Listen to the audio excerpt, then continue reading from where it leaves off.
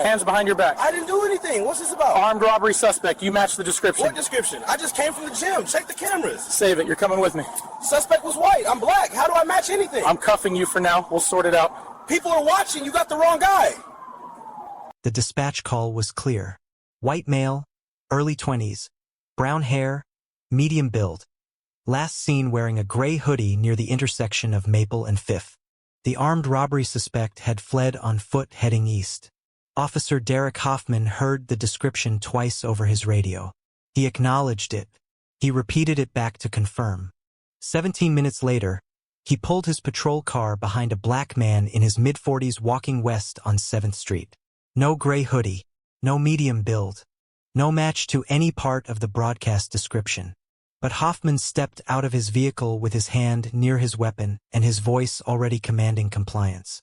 The man stopped. He turned slowly. He asked what this was about. Hoffman didn't answer the question. He demanded identification.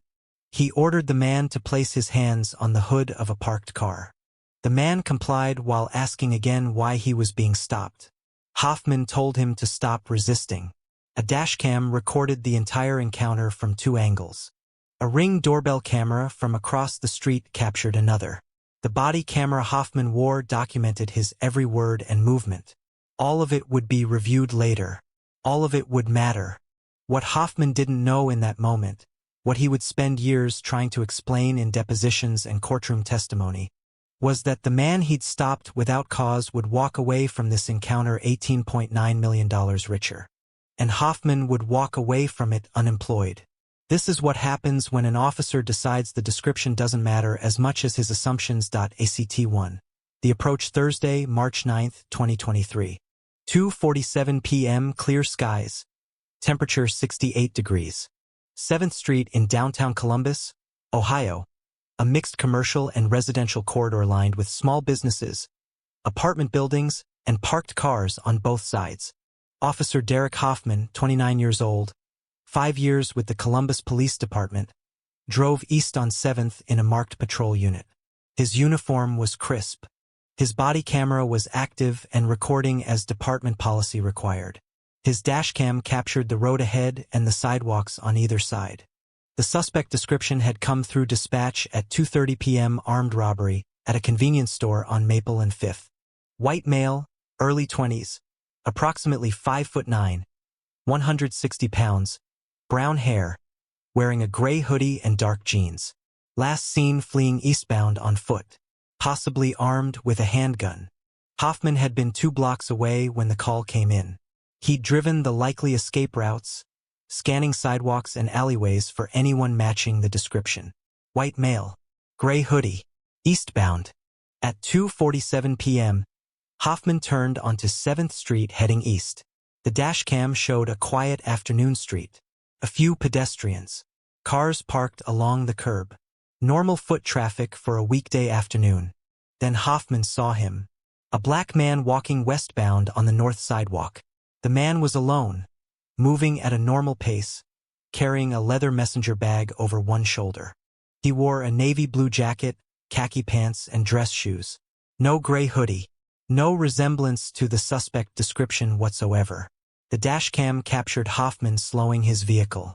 He made a U-turn, pulling his patrol car to the curb approximately 20 feet behind the man. The timestamp read 2:48 p.m. Marcus Thompson was 44 years old. He worked as a regional sales manager for a medical supply company. He'd just left a client meeting 3 blocks away and was walking to his car parked near his office. He'd lived in Columbus his entire life. He had no criminal record. He had no warrants.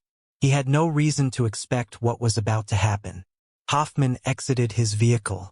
The body camera showed his perspective as he approached. His right hand rested near his service weapon. His stride was purposeful, the movement of an officer who believed he had cause. "Sir, stop right there," Hoffman called out. Marcus stopped. He turned to face the officer, his expression confused but cooperative. The Ring camera across the street captured both men clearly. Marcus standing still on the sidewalk. Hoffman approaching with the posture of someone expecting confrontation. "Can I help you, officer?" Marcus asked. His voice was calm, polite even. Hoffman stopped 6 feet away. I need to see some identification. Keep your hands where I can see them. ACT-2. The first right's assertion. Marcus kept his hands visible, the messenger bag still hanging from his shoulder. Can I ask what this is about? I'm just walking to my car. Identification, Hoffman repeated, his tone sharper. Driver's license or state ID? Now. The Ring camera captured Marcus's slight hesitation, the kind of pause that comes from knowing something isn't right but not yet understanding how wrong it could become. Officer, I haven't done anything. Why are you stopping me? I'm conducting an investigation, Hoffman said. I need to see your ID. Marcus shifted his weight, his dress shoes scraping slightly on the concrete. I understand you're investigating something, but I have the right to know why you're detaining me. Am I being accused of something? The body camera recorded Hoffman's jaw tightening. Sir, this is a lawful order. Show me your identification or you'll be detained for obstruction. Obstruction of what? Marcus's voice remained measured, but an edge of frustration crept in. I'm asking a basic question. What's the reasonable suspicion for this stop? Hoffman stepped closer, closing the distance to 4 feet. We had a robbery in this area. I'm checking IDs of people who match the description. Are you going to cooperate or not? Marcus looked at the officer carefully. What description? What did the suspect look like? That's not your concern, Hoffman said. Your concern is showing me ID before this becomes a bigger problem. The dashcam angle showed a small crowd beginning to gather. A woman stopped on the opposite sidewalk, phone out. An elderly man exited a nearby storefront, watching. A car slowed as it passed, the driver staring at the scene.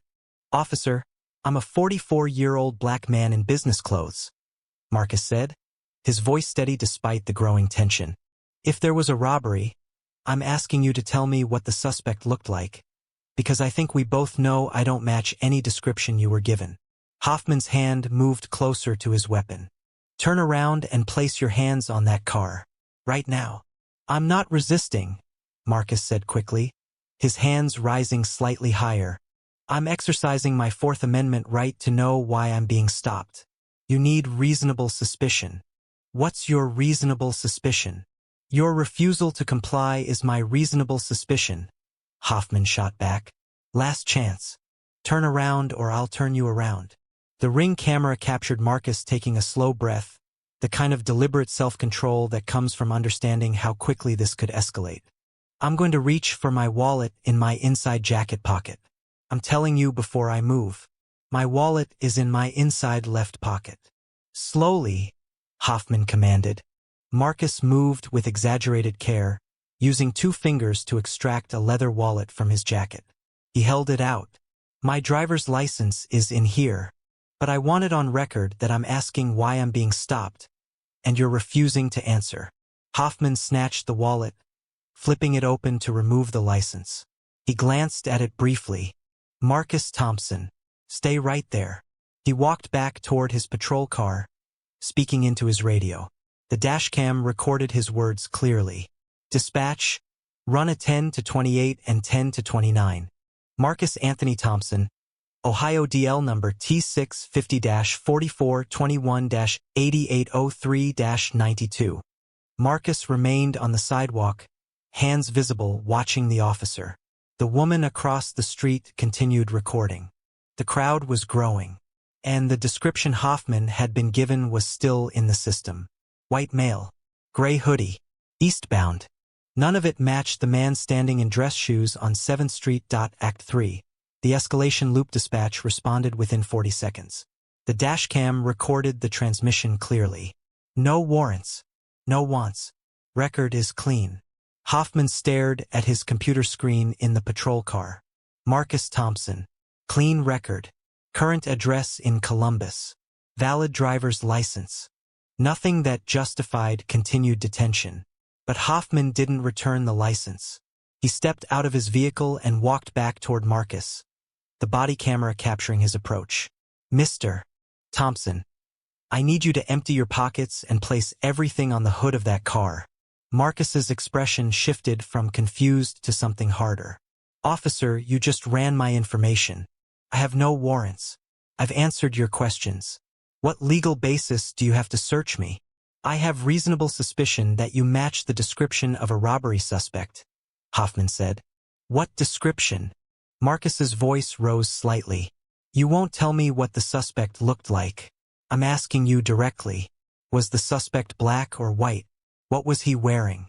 Because I know for a fact I don't match whatever description you received. The ring camera showed two more pedestrians stopping to watch. One of them, a younger black woman, pulled out her phone and began recording. That's messed up, she said loudly enough for the cameras to catch. He didn't do nothing. Hoffman ignored her. Turn around and place your hands behind your back. For what? Marcus demanded. You can't search me without probable cause. You can't detain me without reasonable suspicion. I've committed no crime. I've violated no law. You stopped me while I was walking to my car, and you won't tell me why. You're being detained as part of an active investigation, Hoffman said, his hand moving to his handcuffs. An investigation into a crime I clearly didn't commit, Marcus said, his voice tight with controlled anger. I'm 44 years old. I'm in business clothes. I'm walking in the opposite direction from where your suspect fled. What about me made you stop me? Hoffman grabbed Marcus's left arm. Marcus pulled back reflexively, not violently, but enough to break the grip. Don't touch me. I know my rights. You're resisting, Hoffman shouted. His voice suddenly loud enough to make several bystanders flinch. He grabbed Marcus's arm again, this time with both hands, yanking it behind his back. Marcus stumbled, his messenger bag sliding off his shoulder and hitting the pavement. I'm not resisting. I'm standing here. I'm talking to you. That's not resistance.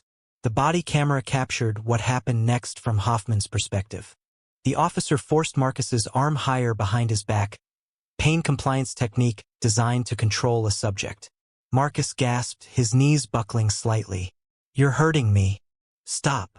Stop resisting, Hoffman repeated, pulling out his handcuffs with his free hand. The ring camera showed the full scene. Marcus was not fighting. He was not running. He was not reaching for anything. He was a middle-aged man in business clothes being forced into submission on a public sidewalk while people watched and recorded. The second handcuff closed around Marcus's wrist. Hoffman pushed him toward the patrol car, his hand on Marcus's back. Marcus's face was visible in the dashcam now, his expression a mixture of pain, humiliation, and fury. This is illegal detention, Marcus said, his voice strained. I'm telling you right now, I'm not resisting arrest. I'm complying under protest. You have no probable cause. You have no reasonable suspicion. This is racial profiling and you know it. You match the description, Hoffman said, opening the back door of the patrol car. What description? Marcus shouted now, his composure finally cracking. Tell me what the suspect looked like. Was he black? Was he white? What was he wearing? Hoffman didn't answer. He placed his hand on Marcus's head, guiding him into the back seat the way officers do with everyone they arrest, whether the arrest is lawful or not. The woman who had been recording called out. This is wrong. He didn't do anything. We all saw it. Another bystander, an older white man in a business suit, approached. Officer, I saw the whole thing. This man was just walking. He didn't match any description I heard on my scanner app. The suspect was white. Hoffman turned to him sharply. Sir, step back or you'll be arrested for interfering with an investigation. The man stepped back, but he didn't stop recording. Marcus sat in the back of the patrol car, handcuffed, his messenger bag still on the sidewalk where it had fallen. The dashcam captured his face through the rear window. He wasn't crying. He wasn't shouting. He was staring straight ahead with the expression of a man calculating exactly what had just been done to him and exactly what he was going to do about it. Hoffman retrieved the messenger bag, placed it in his trunk, and radioed dispatch. Show me 10 to 15 with one adult male, transporting to central booking for investigation. The time was 2:56 p.m. The entire encounter, from initial stop to handcuffs, had taken 8 minutes. The actual robbery suspect, a white male in a gray hoodie, was arrested 40 minutes later 6 blocks away, ACT4. The identity reveal the booking process at Central Processing took 2 hours. Fingerprints, photographs, property inventory. Marcus's wallet, his phone, his keys, his wedding ring, his watch, and the contents of his messenger bag, all cataloged and placed in a plastic evidence bag. During intake, the booking officer asked standard questions. Name, date of birth, address, occupation. I'm a regional sales manager for MedTech Solutions, Marcus said, his voice flat. I oversee medical supply distribution for 17 states. I was walking back from a client meeting when your officer stopped me for no legal reason. The booking officer typed without looking up. Any medical conditions we should know about? No. But I want it documented that I've asked repeatedly what crime I'm suspected of, and no one has answered. The officer continued typing. Marcus's phone had been ringing continuously in the property bag. His wife, his office, clients he was supposed to call, a meeting he was missing. All of it ignored while he sat in a holding cell waiting for someone to realize the obvious. At 4:15 p.m., a detective finally reviewed the arrest report Hoffman had filed. The detective, a 20-year veteran named Robert Chen, read it twice. Then he pulled up the original dispatch call. He read the suspect description. White male, early 20s, gray hoodie. He looked at Marcus Thompson's booking photo. Black male, mid-40s, navy jacket. Chen walked to the holding area. He looked through the window at Marcus, who sat on a metal bench with his hands folded, still wearing his business clothes, still carrying himself with the posture of someone who knew he didn't belong there. Chen made a phone call to Hoffman's supervisor. That conversation lasted 6 minutes. Then he made another call to the shift commander. That one lasted 12. At 5:30 p.m., Marcus was brought to an interview room. Chen sat across from him with a file folder and an expression that Marcus would later describe as the face of someone who knows they're about to get sued. Mr. Thompson, there's been a significant error, Chen said carefully. You don't match the description of the suspect we were looking for. You're being released immediately. Marcus leaned back in his chair. A significant error. That's what you're calling this. I apologize for the inconvenience. Inconvenience. Marcus's voice was quiet but sharp as broken glass. I was stopped without cause. Handcuffed on a public street. Arrested in front of my community. Brought here and processed like a criminal. I've been here for 3 hours. I've missed client calls worth hundreds of thousands of dollars. My wife thinks I've been in an accident because I haven't answered my phone. And you're calling it an inconvenience. Chen opened the folder. Inside was Marcus's driver's license, his business cards, and a printout from MedTech Solutions website showing Marcus as a senior executive with a master's degree in business administration from Ohio State University. Also in the file was the original dispatch recording. The one that described a white male. The one Hoffman had heard clearly before stopping a black man walking in the wrong direction wearing the wrong clothes. ACT5. The evidence collapse. The Columbus Police Department's internal review began within 48 hours. Concluded within a week. The findings were unambiguous. Officer Derek Hoffman had stopped Marcus Thompson at 2:48 p.m. The dispatch call describing a white male suspect had been broadcast at 2:30 p.m. and repeated at 2:35 p.m. Hoffman had acknowledged both transmissions. The radio logs confirmed it. The dashcam footage showed Marcus walking westbound. The suspect description indicated eastbound flight. Marcus wore a navy jacket and business clothes. The suspect wore a gray hoodie and jeans. Marcus was black and middle-aged. The suspect was white and in his 20s. There was no overlap. No similarity. No basis for the stop. The body camera footage showed Hoffman refusing to answer Marcus's repeated questions about the description. It showed him escalating to physical force when Marcus asserted his rights. It showed him arresting a man who had committed no crime, violated no law, and matched no description. The Ring doorbell camera provided a third angle, capturing the reactions of bystanders the moment Hoffman grabbed Marcus's arm, the handcuffs being applied. Independent verification of every detail. Lieutenant Sarah Morrison reviewed the footage in the presence of the department's legal counsel. She watched it 3 times. Each viewing made the situation worse. "He had the description," Morrison said, her voice tight. "He acknowledged it over the radio. He repeated it back. Then he stopped someone who matched none of it." The legal counsel, a civilian attorney named David Park, made notes. The subject asked multiple times what the description was. Hoffman refused to answer. "That refusal is going to be a problem." "Everything about this is a problem," Morrison said. The actual robbery suspect had been apprehended at 3:36 p.m., 40 minutes after Marcus's arrest. Tyler Jenkins, white male, 23 years old, wearing a gray hoodie, caught 6 blocks from the original crime scene trying to hide the stolen cash in a dumpster. He confessed within an hour. The timeline was devastating.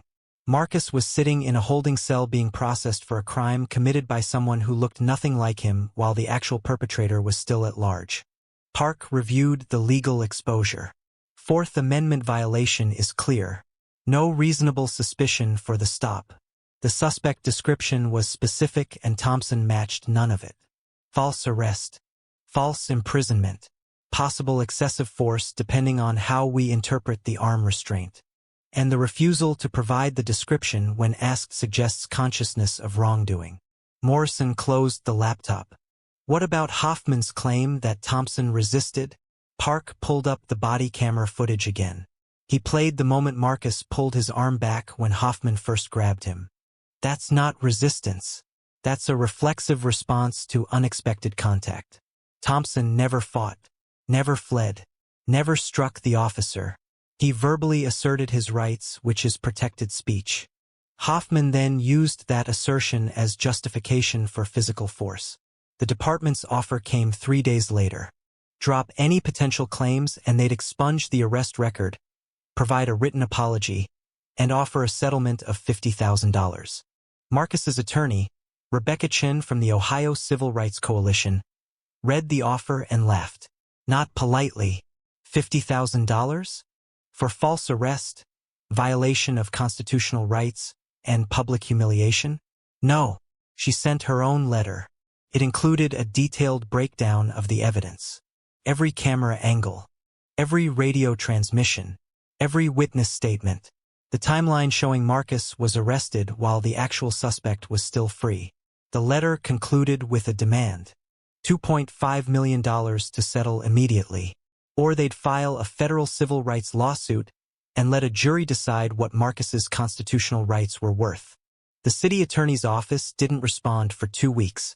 They were reviewing the footage, running the numbers, calculating exposure. When they finally replied, they rejected the settlement demand. Rebecca Chin filed the lawsuit the next morning. Act 6. The courtroom consequences. Marcus Thompson versus City of Columbus. Officer Derek Hoffman was filed in federal court under 42 U.S.C. Section 1983, the civil rights statute that allows citizens to sue government officials for constitutional violations.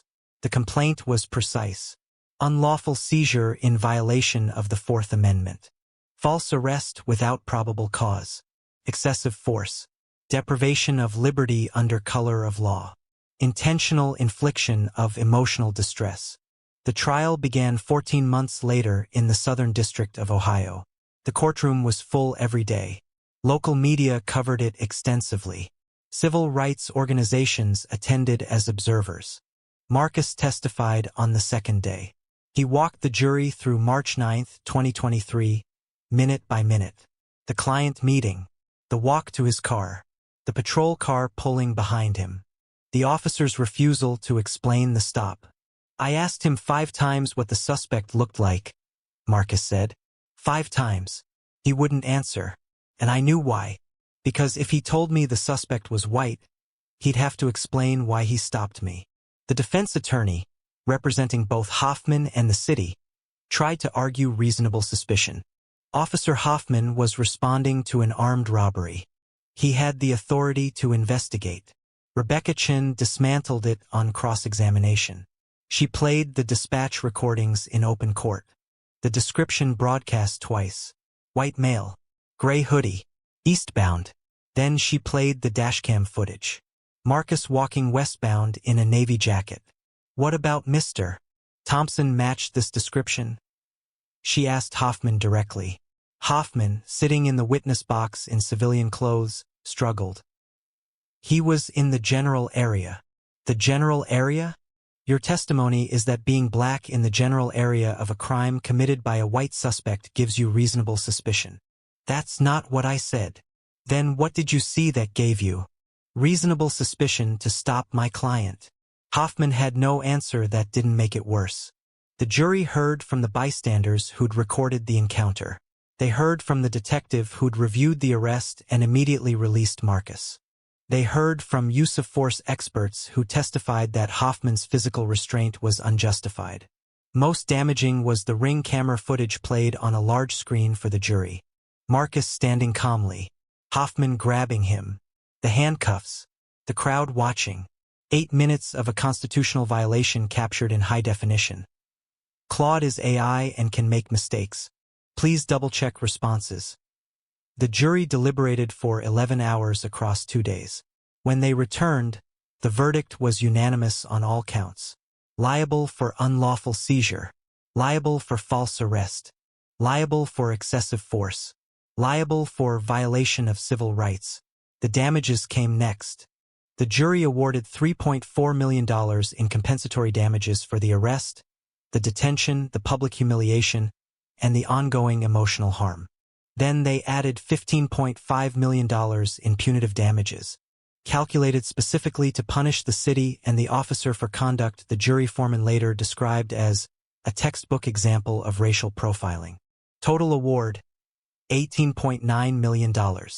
Marcus sat quietly as the amounts were read. His wife held his hand. His attorney made notes. The courtroom remained silent except for the judge's voice confirming each figure. Officer Derek Hoffman was terminated 6 days after the verdict. The termination letter cited gross negligence, violation of department policy, and conduct unbecoming an officer. His police certification was revoked by the state. He would never work in law enforcement again. The Columbus Police Department announced mandatory reforms within 30 days. New policy required officers to articulate specific, individualized reasonable suspicion before any investigative stop. Dispatch descriptions had to be documented and referenced in stop reports.